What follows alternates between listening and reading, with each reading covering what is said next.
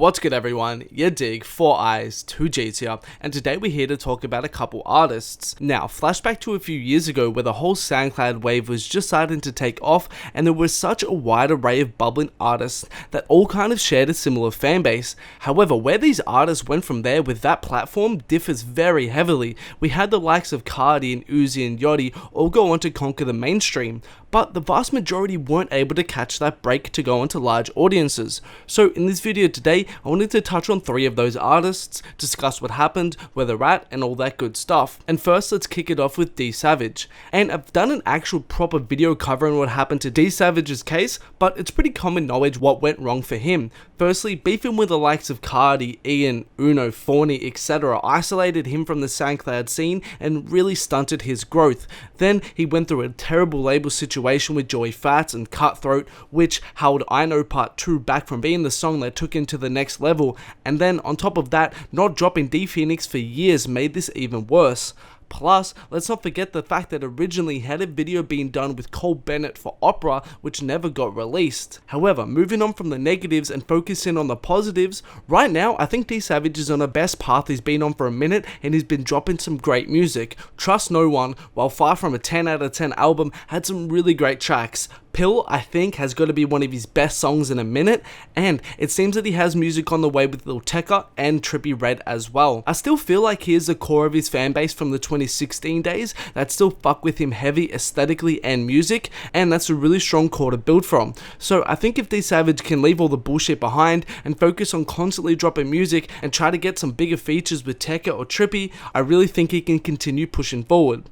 Next, after that, we get to Warhol, and I think Warhol is in a bit of an in-between stage right now. What really hurt him most was delaying chest pains for so long. He had a really strong buzz back around 2016 and he definitely had a lane with his music. However, he wasn't in a position of someone like a Cardi or an Uzi to delay a project for so long and expect people to wait on it, especially in the case of chest pains, which honestly did not meet expectations. It was mid, was not worth the wait, and really wasn't that different to his previous material. Think about the whole new wave of artists that came out between 2017 and 2018. There were just so many new artists that were demanding people's attention, and it felt like Warhol didn't really stand out against these artists. Neither his music or aesthetic was that different or interesting to really take him to that next level. Definitely that recent Cole Bennett video with Lil Mosey was a great idea on paper, however even that didn't really take off in the way that we've seen Cole Bennett videos do, and his other music right now isn't really gaining that much traction either. So at the moment I think Warhol is in limbo,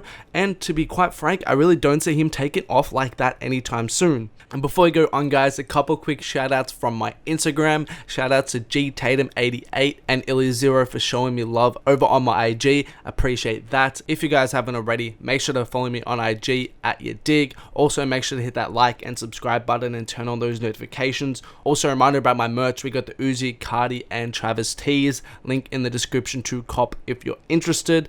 But let's get back to it. And lastly to touch on is Key. And over the time of my YouTube channel, I've been asked to cover Key time and time again, and really, if anyone has followed Key for a while, it should be pretty clear as to why he hasn't blown up yet. Really, it's got to do with him not really worrying about blowing up or going mainstream or anything like that. He's never really actively made it a goal of his to pursue that lane. So that's kind of like the main reason I think at least we never really saw him blow up.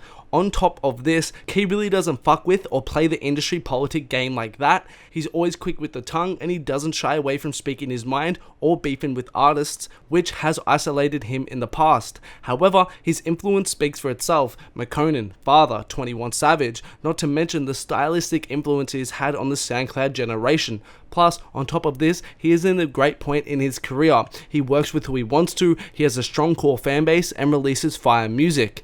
As I said, Key wasn't phased with going mainstream or anything like that up until this point in his career, and in some cases actively made decisions that hindered that process. But still, situations and feelings are fickle, and if he decided to go that route in the future, I could see him possibly having success, but I still don't think he'll blow up in that mainstream huge way anytime soon. And that's all from me today guys. Thanks a lot for watching. Let me know what you thought about it in the comments below. Like, subscribe, follow me on IG, all that good stuff, and there are more videos of mine on screen right now. Make sure to check them out if you haven't.